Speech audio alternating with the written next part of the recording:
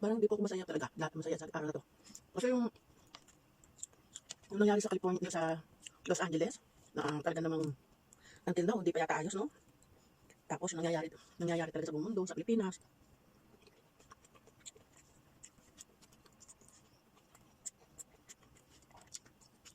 Tayo mga Kristiyano po, hindi na tayo, parang hindi na tayo na nagtataka, no, sa mga pangyayari po ngayon sa mundo.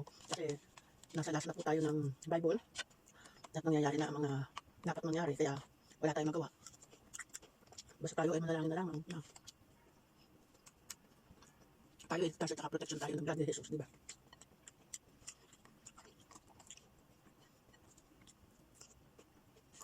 Saan na po tayo?